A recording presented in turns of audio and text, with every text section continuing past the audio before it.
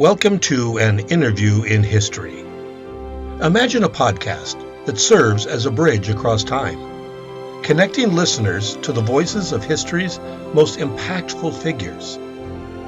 Each episode is a deep dive into the lives and legacies of these individuals, exploring not just their well-documented achievements, but also uncovering lesser-known facts that shaped their contributions to our world. From scientists who unlocked the mysteries of the universe to activists who fought for social change, each story is a testament to the indelible mark they left on society. This journey through history will not only educate, but also inspire listeners to appreciate the intricate tapestry of human progress. This week we'll be talking with Eric Weiss, better known as Harry Houdini. Houdini was a Hungarian-American escape artist, illusionist, and stunt performer noted for his escape acts.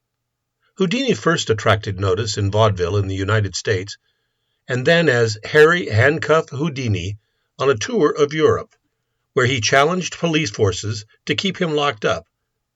Soon he extended his repertoire to include chains, ropes slung from skyscrapers, straitjackets underwater, and having to escape and hold his breath inside a sealed milk can with water in it. Thanks for joining us, Mr. Houdini. Let's start with your early life. Where did it all begin? I was born as Eric Weiss in Budapest, Hungary, on March 24, 1874. But America is really my home. My family moved to Appleton, Wisconsin when I was just a young boy.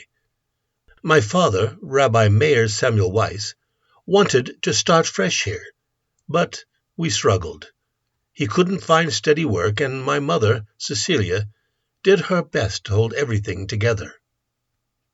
You grew up with quite a few siblings, didn't you? Yes, I was one of 7. Herman, who was my half-brother by my father's first marriage, Nathan, Gottfried William, Theodore, Leopold, and Carrie Gladys, who was left almost blind after a childhood accident. My brothers and I shared a close bond, especially Theo, my brother Theodore, or Dash. He later joined me on stage as an escape artist, too. My family had humble beginnings, and each of us had to work hard from a young age. I think that's why I became so driven. I wanted to give my mother a better life. She was the center of my world, really. What about your schooling? Well, there wasn't much of it, to be honest. My family couldn't afford to send me to school regularly, so I had a bit of an unusual education. I learned more from experience and books I could get my hands on. I worked a lot of odd jobs, anything that would earn us a few pennies.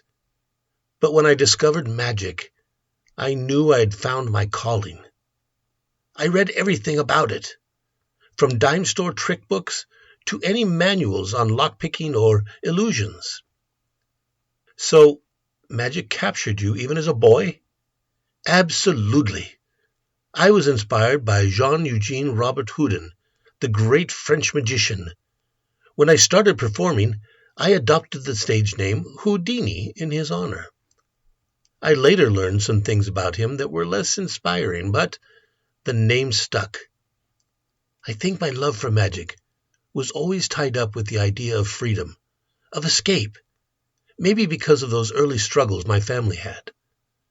I actually began my magic career in 1891, but had little success. I appeared in a tent act with strongman Emil Yarrow. I performed in dime museums and sideshows, and even doubled as the Wild Man at a circus. I focused initially on traditional card tricks. At one point, I billed myself as the King of Cards. Some, but not all, professional magicians would come to regard me as a competent but not particularly skilled sleight-of-hand artist, lacking the grace and finesse required to achieve excellence in that craft. I soon began experimenting with these escape acts. In the early 1890s, I was performing with my brother Theodore, or Dash, as the Brothers Houdini. We performed at the Chicago World's Fair in 1893 before returning to New York City and working at Huber's Dime Museum for near-starvation wages. You became one of the most famous escape artists in the world. Can you tell us about a few of your most famous acts? Oh, there were quite a few. The milk can escape was a favorite. I'd be locked inside a large milk can filled with water. The audience loved the drama of it. The thought of a man trapped, breath held, struggling to escape. Then there was my Chinese water torture cell act. I was lowered upside down into a tank of water, locked at the ankles. Suspense, danger, timing, it was all about creating the right atmosphere. And there was the metamorphosis trick with my wife Bess. I'd be tied up and locked in a crate, and she'd stand on top, covering the crate with a curtain. A few seconds later, we'd switch places, with me standing on the crate and Bess inside, still tied. People were baffled. Bess was a big part of your act, wasn't she? Oh, she was much more than that. She was my partner in every sense of the word. We met in 1894, and she had such spirit, such tenacity. Bess was initially courted by Dash, but she and I ended up married, with Bess replacing Dash in the act, which became known as the Houdinis. For the rest of my performing career, Bess worked as my stage assistant. She was there with me through thick and thin, and she understood the risks and the demands of this life. We had no children. I think, in a way, our work was like our child. Bess was my anchor. You met many famous figures. Anyone particularly memorable? Quite a few. I had the privilege of knowing Sir Arthur Conan Doyle. Strange friendship, that one, given he believed deeply in the supernatural, and I was determined to expose any frauds. But he had a brilliant mind, and I respected him. President Theodore Roosevelt was another. We got along well.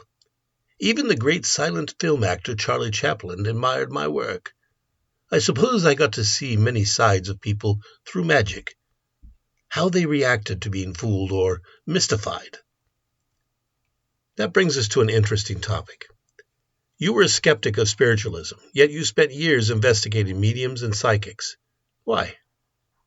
My mother's death changed something in me. People knew I was grieving, and some offered to contact her spirit. But they all seemed fake, manipulating people's grief.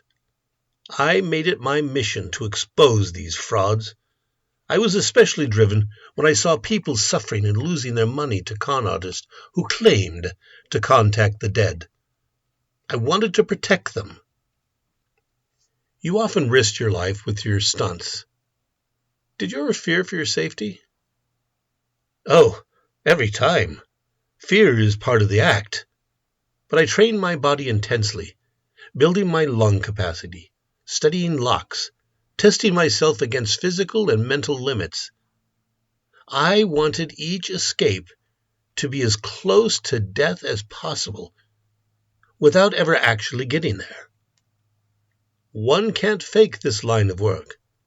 Every moment, every move is real. Looking beyond your magic career, I understand that you got into the movies. Can you tell us about that? Of course.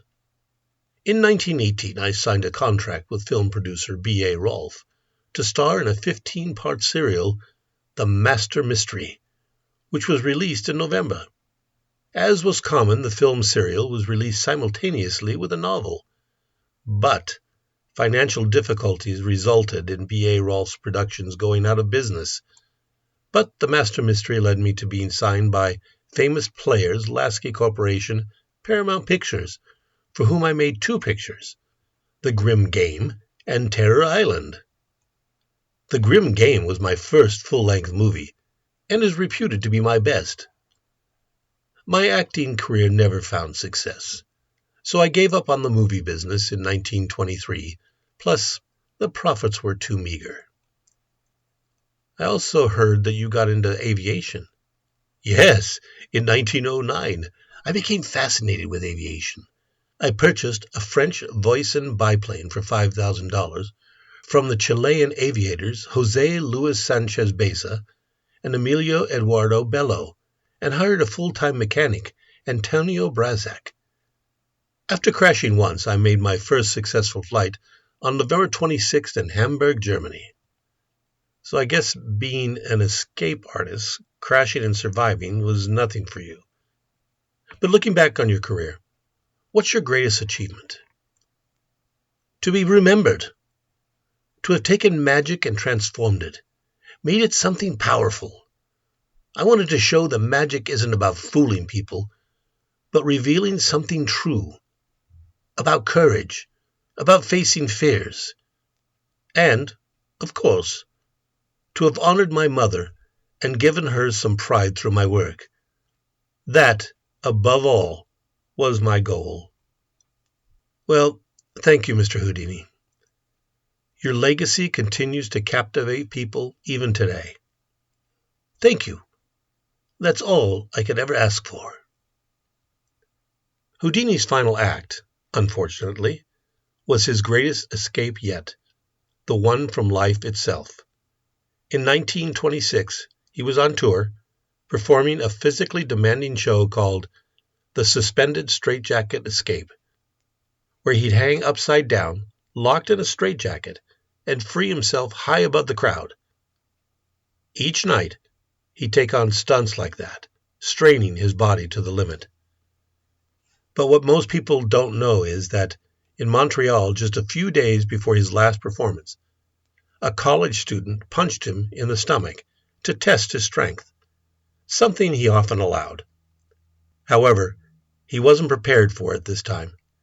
It ruptured his appendix, and though he tried to push through the pain, it led to peritonitis.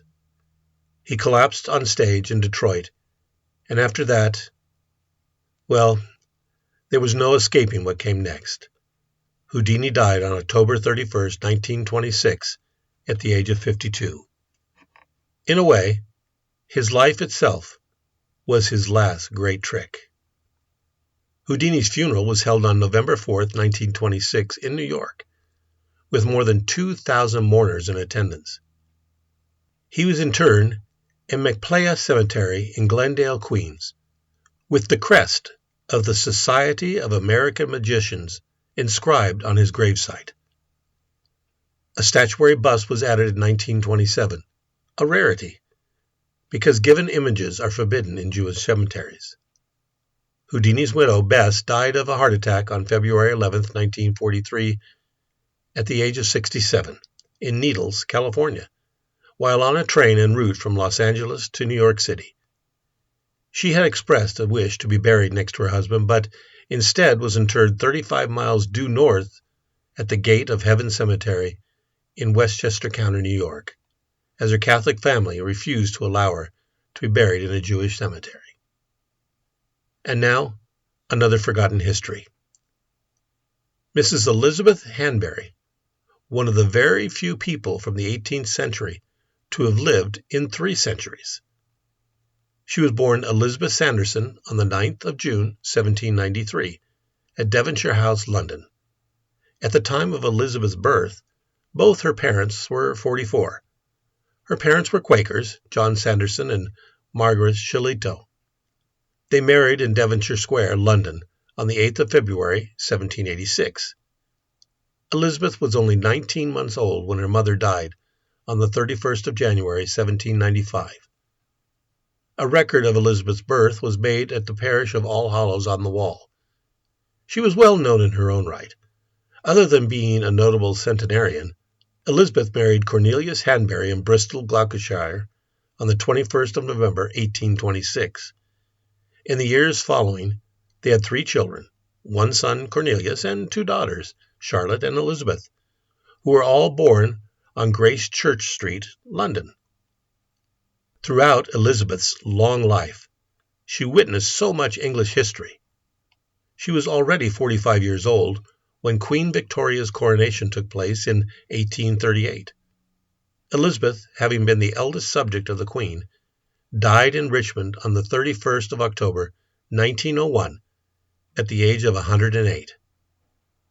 She was almost 26 years older than the Queen, and she witnessed the Queen's entire 63-year reign, and outlived her by 9 months. At the time of Elizabeth's death, she was the oldest person in the United Kingdom, and one of the last surviving people from the 18th century England. Join us next week when we talk with the inventor of the telephone, Alexander Graham Bell. Until then, take care.